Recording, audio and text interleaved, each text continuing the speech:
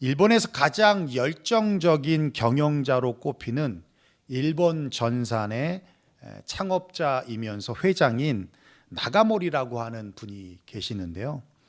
이분은 1973년에 가정집 한 모퉁이에 창고를 빌려서 전기 모터 회사를 설립했거든요.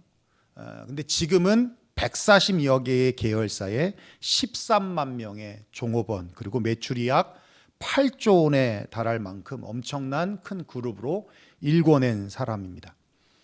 창업 후에 2년이 지나서 1975년이죠. 처음으로 신입사원을 공개 채용하려고 취업 설명회를 열었는데 아무도 안 왔다는 거예요. 뭐 회사가 작으니까 그렇겠죠. 그리고 나중에 시간이 지난 후에 대학 졸업 예정자 6명이 왔는데 소위 어느 기업도 뽑지 않게 생긴 친구들이 왔다는 거예요. 그러면서 참 인재를 뽑는 게 너무 힘들다라고 낙심하고 있을 때 장인어른이 와서 한마디를 했대요. 뭐라고 얘기하냐면, 머리가 안 좋아도 일 처리를 똑부러지게 하는 사람은 따로 있다네. 밥 빨리 먹고 용변 빨리 보고 빨리 씻는 사람을 뽑아보게나. 그 말에 영감을 얻어가지고 정말 밥 빨리 먹는 사람을 뽑았어요.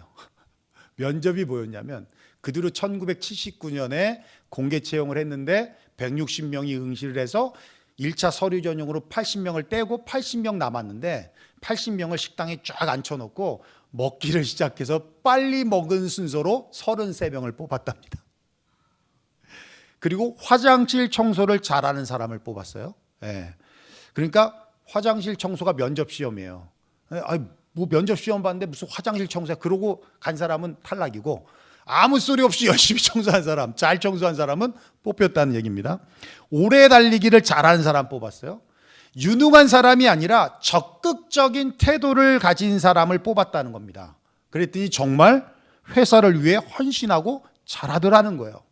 그러면서 생긴 그분의 지론이 있어요. 그분이 이렇게 말해요. 능력의 차이는 5배이지만 태도의 차이는 100배라는 거예요. 능력의 차이는 5배이지만 태도의 차이는 100배다.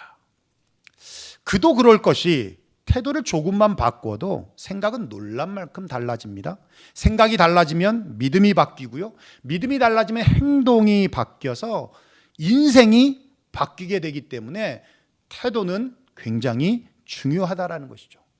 이렇게 삶의 격차는 태도가 만들고, 삶을 대하는 태도와 자세가 이 시대의 경쟁력이라고 할 만큼 태도의 중요성은 아무리 강조해도 지나치지 않는다라는 겁니다. 제가 왜 이 말씀을 드리냐면, 오늘 본문은 바로 그 태도에 관한 말씀을 전해주고 있어요. 우리가 지난주 2번에 걸쳐서 시험에 대한 말씀을 나눴는데요. 첫 주는 트라이얼, 테스트와 같은 시험이에요. 믿음의 연단으로 오는 시험에 관하여 말씀 우리가 같이 나눴습니다. 그런 시험이 오면 기쁘게 여기고 인내로 이기고 또 지혜를 구하라 라고 말씀을 드렸어요.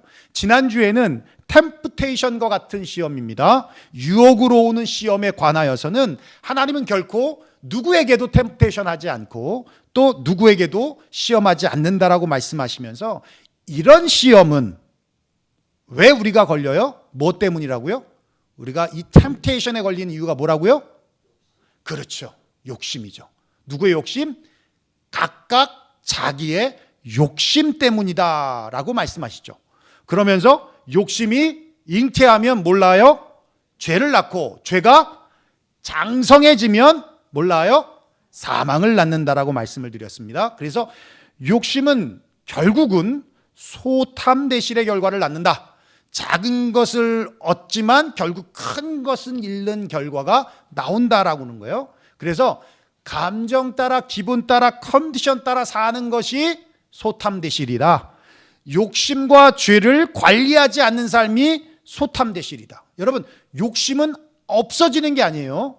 죄도 아예 없어지는 게 아닙니다. 우리의 삶 속에 욕심은 늘 자라나고 죄도 자라나는 거예요. 그래서 손톱 자라듯이 자라기 때문에 관리가 필요하다고 말씀드렸어요. 그래서 욕심은 어떻게 관리가 된다고요?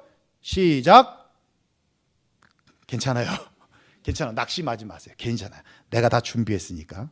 나도 까먹어. 자, 욕심은 따라합시다. 감사하고 만족하고 나눌 때 관리가 된다고 그랬어요. 그렇죠? 죄는 어떻게 관리가 된다? 제거하고 멀리 할 때, 그죠? 거절하고 제거하고 멀리 할 때 관리가 된다라고 말씀을 드렸어요. 그러면서 하나님을 잃는 것이 소탐대실이고 하나님을 선택하고 하나님을 얻는 것이 소실대득이라고 말씀을 드렸습니다. 오늘부터 보는 말씀은 행함으로 입증해야 될 믿음의 문제를 다루고 있어요. 특별히 오늘 본문은 말씀을 듣고 받아들이는 태도에 대해서 증거해 주고 있는데요. 여러분 잘 보셔서 아시겠지만 세 가지 교훈을 하고 있어요. 첫째는 듣기는 속히 하라, 말하기는 더디하라, 성내기를 더디하라. 이 구절만 딱 띄어 읽어보면 신앙생활을 하는 사람이나 또 세상 사람이나 누구든 상관없이 참 적용할 수 있는 삶의 지혜이기도 하고 삶의 자세를 말하는 것처럼 보입니다마는 앞뒤 문맥을 잘 살펴보면 야고보 장로는 결코 그런 의도로 기록해 주고 있지 않더라는 거예요. 우리가 본문으로 보지 않았지만 18절 후반절에 보면 이렇게 말씀하고 있어요. 진리의 말씀으로 우리를 낳으셨느니라. 그리고 21절 우리가 봤던 본문에는 너의 영혼을 능히 구원할 바 마음에 심어진 말씀을 온유함으로 받으라. 22절 너희는 말씀을 행하는 자가 되고 듣기만 하여 자신을 속이는 자가 되지 말라. 그러니까 듣기는 속히 하고 말하기는 더디하며 성내기를 더디하라는 이 말씀은 무엇과 연관되어 있냐면 말씀과 연관되어 있더라는 것입니다. 더 정확하게 말하면 말씀을 듣고 대하는 태도에 대해서 말씀하고 있다라는 거예요.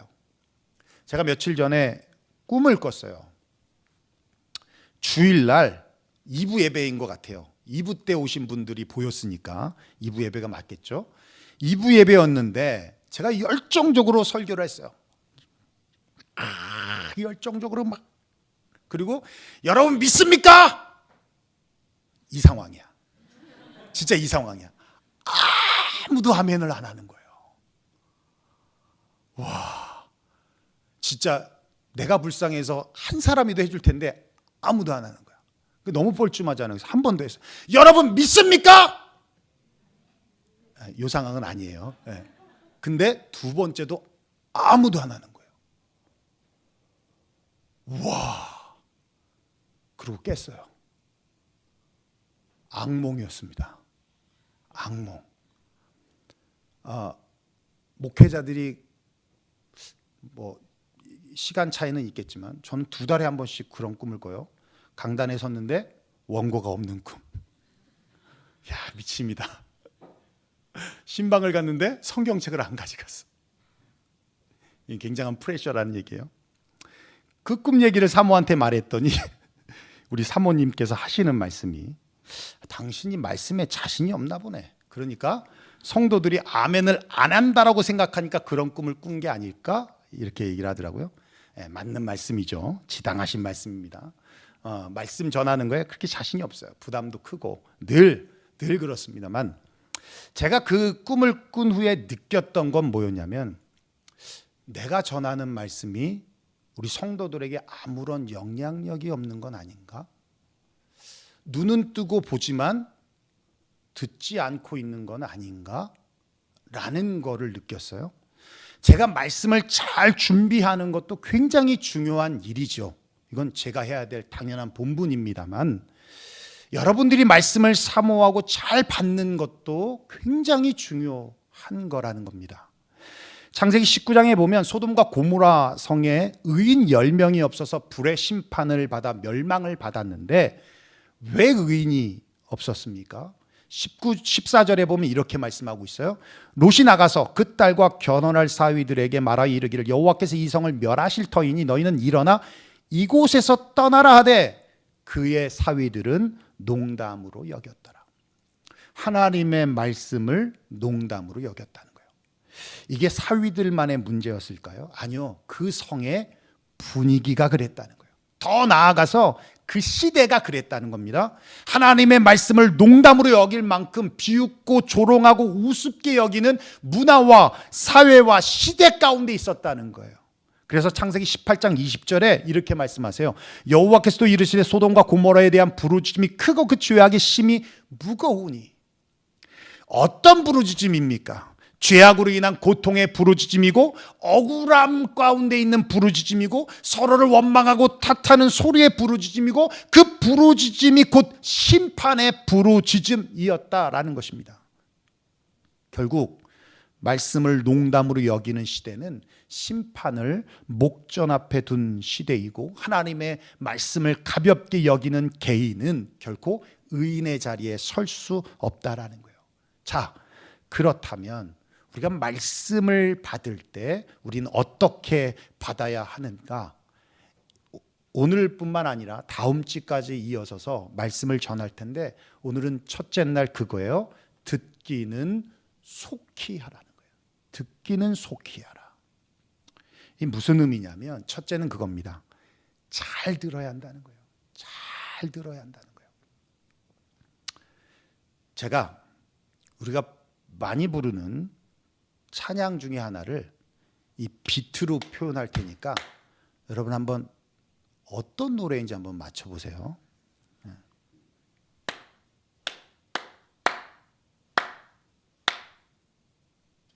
이렇게 쉬운데 몰라?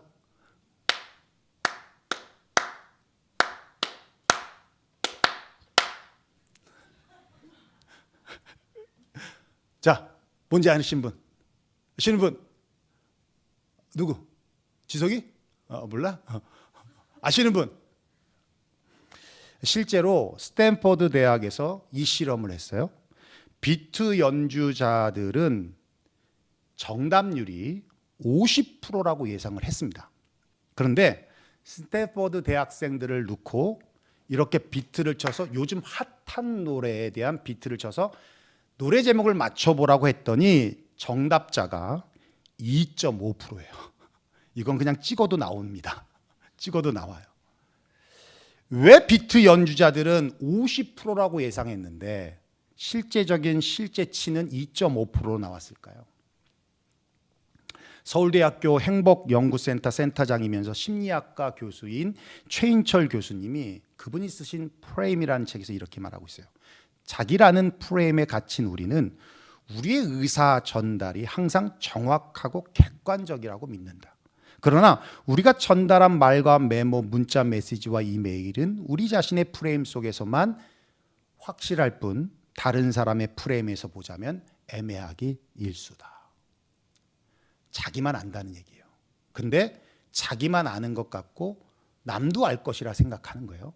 나는 알고 비트를 쳤지만 여러분도 알 거라고 생각하지만 아니라는 거죠. 그건 착각이라는 거예요. 여러분들 혹시 그런 걸 경험해 보셨을 것 같은데 카톡이나 문자 메시지 혹은 이메일을 보낼 때 나는 정확한 정보를 가지고 정확하게 보냈다고 생각했는데 받은 쪽에서 엉뚱한 답이 오거나 혹은 행동을 하거나 혹은 이게 맞냐라고 하는 반문의 메시지가 올 때가 있더라는 거예요. 그래서 제가 보낸 메시지를 다시 읽어봤더니 애매한 거예요. 처음에 보낼 때는 정보를 정확해서 넣은 줄 알았더니 봤더니 애매하더라는 거예요.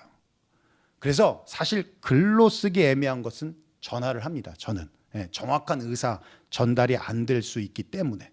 왜 이런 커뮤니케이션에 문제가 발생하냐면 내가 알고 있는 내용을 남들도 알고 있을 거라고 착각하기 때문이라는 거예요.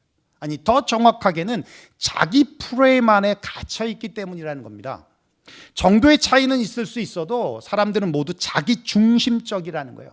내가 보는 세상을 모든 사람들이 똑같이 보고 있을 거라고 추측하고 행동한다는 겁니다. 그러니까 유명한 노래고 핫한 노래니까 맞추겠지라고 생각한다는 거예요. 그건 지극히 자기주관적인 생각일 뿐 현실은 그렇지 않더라는 거예요. 그렇습니다. 자기 프레임에 갇히면 잘 듣지 못해요. 자기 생각, 자기 욕심, 자기 중심적인 해석으로 잘못된 판단을 내리고 잘못된 행동을 하게 된다라는 겁니다. 부부들이 오래 살면 나타나는 증상이 뭐가 있냐? 말이 짧아져요. 그냥 여보 했어? 뭘 했다는 거야? 뭘 했다는 거야? 그러니까 조금 전에 화장실에서 나왔어? 그랬으면 했어? 라고 하면 물 내렸어. 이거를 와이프는 말한 거예요. 그런데 화장실에서 나왔는데 냅다 했어? 그럼 뭘 했다는 거예요? 근데 이렇게 말이 짧아져요. 짧아져요. 그러니까 자기 프레임에 점점 갇힌다는 거죠. 사무엘상 15장에 보면 하나님께서 아말렉과의 전쟁을 명령하시면서 모든 것을 진멸하라고 말씀하시거든요. 잔인한 하나님이시기 때문에 진멸하라고 말씀하시는 것이 아니라 영적 의미를 보면 이 가나안은 천국을 상징하잖아요. 이 순례자의 삶에서 거룩함을 방해하는 모든 장애물들을 제거하라는 의미였는데 사울은 순종하지 않았습니다. 좋은 양과 좋은 소를 남겨뒀어요. 그리고는 하는 말이 하나님께 예배드리기 위해서. 정말 예배드리기 위해서일까요? 자기 욕심은 아니었을까요? 그러니까 하나님은 아라고 했는데 사울은 자기 프레임에 갇혀서 어라고 듣더라는 거예요. 자기 욕심, 자기 교만, 자기 중심적인 판단, 그리고는 하나님도 이렇게 하면 좋아하실 거야 라고 판단을 내리더라는 겁니다. 그런 사울에게 사무엘 선지자가 이렇게 말해요. 우리 한번 읽어볼까요? 시작. 여호와께서 번제와 다른 제사를 그의 목소리를 청종하는 것을 좋아하심같이 좋아하시겠나이까. 순종이 제사보다 낫고 듣는 것이 수장의 기름보다 나으니. 할렐루야. 여러분, 듣는 것이 낫다는 거예요. 듣는 것이 낫다. 어떻게? 잘 듣는 것이 낫다라는 거예요. 잘 듣고 잘 순종하라는 겁니다. 똑바로 있는 그대로 들으라는 겁니다. 자기 생각, 욕심 품고 들어서는 안 된다는 겁니다. 셀폰 하면서 들어서도 안 되고 딴 생각하면서 들어서도 안 되고 내 귀에 즐거운 말만 들으려고 해도 안 된다는 겁니다. 그 말씀이 내 심령을 파헤치고 내 속에 악한 것을 끄집어내서 내 자존심을 뭉개뜨리는 말씀이라 할지라도 그게 진리의 말씀이라면 있는 그대로 들어야 한다는 거예요. 그렇게 듣기를 속히 해야 한다는 겁니다.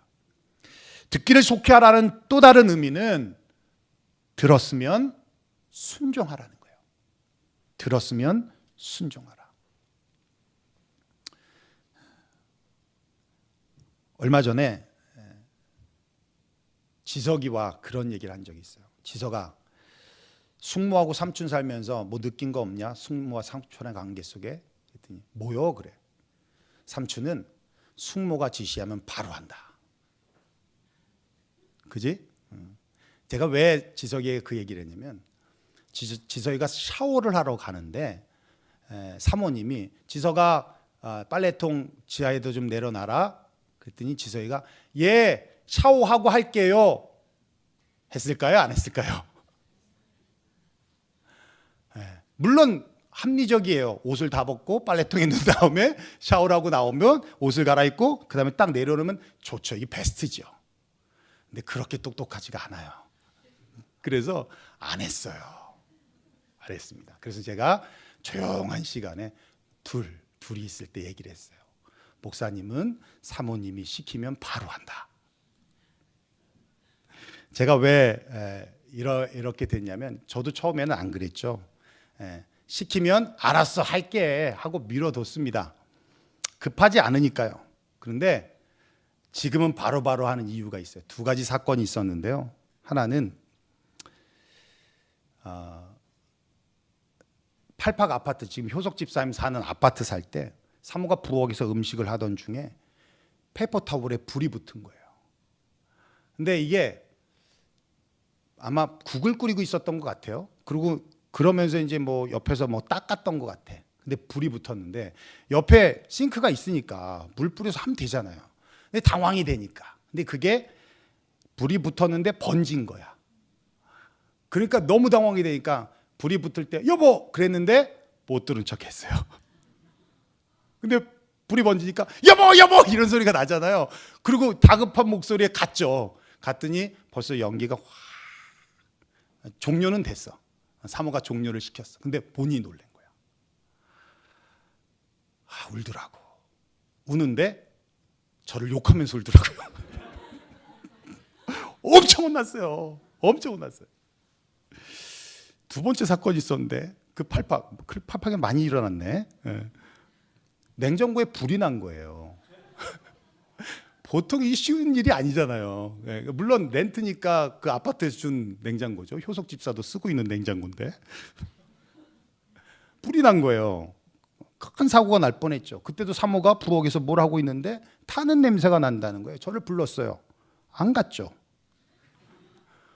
바로 옆에 있는데 안 갔죠. 근데 냉장고에 대해서 연기가 난다는 거예요. 다급한 목소리로 여보 여보 그렇게 불러서 또 갔죠. 그때 지금 연기가 막 올라오더라고요. 그래가지고 냉장고를 뺐어. 그 큰 냉장고를 딱 뺐더니 공기가 확 들어가잖아요. 그러니까 불이 확 난 거예요. 감사하게도 불을 껐어요. 다행히 크게 번지지 않고 불을 끄고 냉장고는 고장나서 새 거로 바꾸고 했는데 엄청 욕먹었어요. 그 뒤로부터 부르면 갑니다. 2층으로 와! 그러면 힘들고 피곤하고 축구 차고 와도 갑니다. 건조기에 빨래 넣어놔? 그러면 지하로 갑니다. 가요. 여러분, 듣기는 속히 하라는 말씀은 듣는 것만이 아니라 말씀한 대로 순종하는 거예요. 순종을 포함하고 있는 말씀입니다. 어느 날 하나님께서 아브라함을 부르셨어요. 그리고 이렇게 말씀합니다. 여호와께서 이르시되 내 아들 사랑하는 내 독자 이삭을 데리고 모리아 땅으로 가서 내가 내게 일러준 한 산 거기서 그를 번제로 드리라. 이삭을 번제로 드리라는 말씀은 죽이라는 거거든요. 이삭이 누구입니까? 100세 만에 얻은 아들이에요. 눈에 넣어도 아프지 않을 만큼 사랑스러운 아들이고요. 어머니 사라에게는요, 그 모든 수치와 탄식을 웃음으로 바꿔줬던 아들입니다. 아브라함에게는 하늘의 별처럼 바다의 모래알처럼 후손을 이어갈 수 있는 약속의 아들이었습니다. 그런데 그 아들을 번제물로 드리라는 거예요. 여러분이라면 어떻게 하셨겠습니까? 3절에 보면 이렇게 말씀하고 있어요. 아브라함이 아침에 일찍이 일어나 나귀의 안장을 지우고 두 종과 그의 아들 이삭을 데리고 번제에 쓸 나무를 쪼개어 가지고 떠나 하나님이 자기에게 일러주신 곳으로 가더니, 아브라함은 묻지도 않고 따지지도 않고 그냥 순종했어요. 그것도 즉시. 아브라함이 아침에 일찍이 일어나서 떠났다? 생각하지도 않았다는 거예요. 여러분, 그렇습니다. 듣기는 속히 하라는 말씀이 바로 이 말씀이에요. 하나님이 주신 말씀은 잘 들어야 하는 것만이 아니라 잘 들었으면 그 말씀대로 순종하는 것을 의미합니다. 헨리 목사님이 쓴 하나님의 음성에 응답하는 삶이라는 책에 나온 간증이 있는데요. 헨리 목사님이 교회에 부임해서 가셨어요. 그리고는 첫 번째 신방을 했는데 젊은 부부 가정이었어요. 할머니 할아버지도 같이 살고 있는 가정이었는데 그 가정에 3살 난 아들이 있었습니다. 근데 그 아들이 어찌나 말을 안 듣든지 예배를 드려야 되는데 조용히 해라 그러면 노래 부르고 있고 앉으라 그러면 서 있고 막 청개구리 같이 말을 안 듣는 거예요. 그런데 엄마 아빠는 그냥 아이가 이쁜 거고 또 손주로 보고 있는 할머니 할아버지는 그냥 이쁜 거예요. 그러니까 말을 안 들어도 가만히 있는 거예요. 그런데 그 아이가 사고가 났어요. 대문이 열려 있는데 그 아이가 뛰쳐나간 거죠. 모르니까 나간 거죠.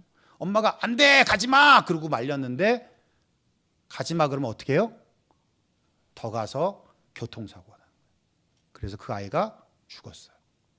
그리고는 그 장례를 치르는데 그 목사님이 그 장례를 치르면서 하나님께 받은 은혜가 뭐였냐면, 교인들에게, 성도들에게 하나님의 말씀에 순종하라는 것을 철두철미하게 가르쳐야겠다라는 생각이 들더라는 거예요. 하나님의 말씀에 순종하는 것이 복이라는 것을 확실하게 심어주고 알려주어야겠다라는 것을 깨닫게 되었다는 겁니다. 그렇습니다. 여러분, 듣기는 속히 하라. 듣는 즉시 아브라함과 같이 순종하라는 거예요. 그것이 복됨이고 그것이 말씀을 듣는 태도이며 그것이 시험과 유혹이 가득한 세상에서 우리의 믿음을 지켜내는 방법이었기 때문에 야고보 장로는 듣기를 속히 하라고 말씀하고 있는 겁니다. 마지막 세 번째는 듣기를 속히 하라는 그 의미에는 말씀을 삶의 중심축으로 삼으라는 거예요. 스티븐 코비의 성공하는 사람들의 7가지 습관이라는 책에서 보면 사람들은 각자 자기 생활의 중심축을 가지고 살아간다는 겁니다. 그러면서 사람의 유형들을 설명해 주고 있는데요. 배우자 중심의 사람들이 있다는 거예요. 부인이나 남편의 필요에 따라서 살아가는 사람들. 가족 중심의 사람들, 뭐예요? 가족이 최고라는 것이죠. 일하는 이유, 사는 이유가 뭐 때문이에요? 가족 때문이라는 겁니다. 금전 중심적으로 사는 사람들은 경제적인 안정이 최고의 가치로 여겨지고 가족이고 뭐고 없어요. 돈 버는 것 자체를 삶의 중심에 두고 있다는 겁니다. 일 중심의 사람들은 자신의 일에 심취하고 몰두하며 성취를 통해서 자신을 자랑하고 과시하려는 사람들이라는 겁니다. 소유를 중심으로 살아가는 사람들이 있어요. 좋은 집, 좋은 자동차 등의 소유뿐만 아니라 명성이나 지위에 대한 소유를 중시하는 사람들. 이런 사람들은 소유를 잃어버릴까 봐 늘 불안하며 시달리며 살아간다는 겁니다. 쾌락 중심의 사람들이 있어요. 내일은 없다. 오늘뿐이다라고 하며 재미와 쾌락을 쫓으며 욕구를 충족하며 살아가는 사람들. 친구 중심의 사람들이 있어요. 청소년 때에 한 번씩 우리가 겪죠. 친구를 위해서 집 보증도 서슴지 않고 쓰는 사람들.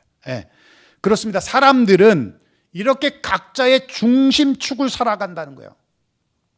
그런데 예수 믿는 사람들은 무엇을 중심으로 살아야겠습니까? 당연히 하나님, 예수님, 말씀 중심으로 살아야 한다는 거예요. 여러분, 중심이라는 말은 생각이고 마음입니다. 쾌락 중심의 사람은 쾌락을 생각하고 쾌락을 마음에 두며 살아가는 사람들이에요. 하나님 중심, 예수님 중심, 말씀 중심이라는 것은 하나님을, 예수님을, 말씀을 생각하고 마음에 둔다라는 것입니다. 예수님이라면 어떻게 하셨을까? 하나님이 기뻐하시는 일일까? 말씀을 묵상하고 생각하고 사모하고 예배를 사모하고 삶 속에 찬양이 멈춰지지 않고 하나님 앞에 드림이 기쁨되어서 인색하지 않고. 여러분은 지금 무엇을 중심으로 하며 살아가고 계십니까? 무엇이 중심이 되느냐에 따라 행복도가 결정이 된다는 거예요. 가족 중요합니다. 물질 중요하죠. 소유 중요합니다. 친구도 중요해요. 그런데 예수님 안에서, 하나님 안에서, 말씀 안에서 오거나이즈가 되어야 한다는 거예요. 하나님과 말씀과 예수님이 중심이 되어서 그 예수님 안에, 말씀 안에, 하나님 안에 물질을 구하고 가족을 중시하고 또 우리의 삶의 어떤 어려운 부분을 이겨내고, 이게 말씀 중심 또 예수님 중심 그리고 하나님 중심으로 되어질 때 우리 삶에 평안이 있고 안정이 있고 행복이 있더라는 것이에요. 그렇습니다. 여러분, 듣기는 속히 하라. 듣기는 속히 하라. 사람과의 관계에서도 정말 사람을 얻는 지혜이기도 하고 처세술과도 같은 말씀입니다. 그러나 하나님과의 관계에서는 더욱 중요한 거예요. 듣기를 속히 하라. 이 말씀은 잘 들어야 한다는 거예요. 잘 들어야. 욕심 빼고, 교만 빼고, 내 생각 빼고, 내 고집 빼고 잘 들어야 한다는 거예요. 그리고 들었으면 말씀대로 순종하라는 거예요. 순종하라고. 그러면 말씀이 내 삶의 중심이 돼요. 중심이 돼요. 그리고 그 모든 것, 내가 중심으로 여기고 우선순위로 여겼던 것이 이제 오고나이즈가 돼요. 그러면 비로소 삶이 안정되게 되는 거예요. 예. 이번 한 주간도 듣기를 속히 하는 에브리데이 크리스찬들이 되시기를 주의 이름으로 축원합니다. 기도하겠습니다. 예, 오늘 말씀 들은 대로 우리 함께 기도했으면 좋겠습니다. 예, 듣기는 속히 하라. 듣기는 속히 하라. 여러분 잘 들으십시오. 하나님의 말씀이 우리의 생명과도 같습니다. 하나님의 말씀이 우리의 능력입니다. 결국은 이 말씀이 우리를 살립니다. 이 말씀을 들었다면 그 말씀대로 순종하게 될 때, 그리고 그 말씀 우리의 삶의 중심축이 되어 살아갈 때 세상의 어떤 시험도요 이겨낼 수 있어요. 어떤 유혹도 거절하고 또 거부할 수 있어요. 근데 중심이 자꾸 물질로 가고 사람에게로 가고 또 소유로 가고 그러니까 사람 때문에 상처받고 물질 때문에 상처받고 그렇게 되는 겁니다. 오늘 주신 말씀 우리 기억하면서 한 주간 정말 듣기를 속히 하며 살아갔으면 좋겠습니다. 그래서 하나님도 기뻐하시는 삶을, 에브리데이 크리스찬의 삶을 살아갈 수 있는 우리가 되기를 위해 이 시간 결단하며 하나님 앞에 기도하며 나가겠습니다. 함께 기도하겠습니다. 고마우신 우리 아버지 하나님, 감사와 영광을 하나님 앞에 올려드립니다.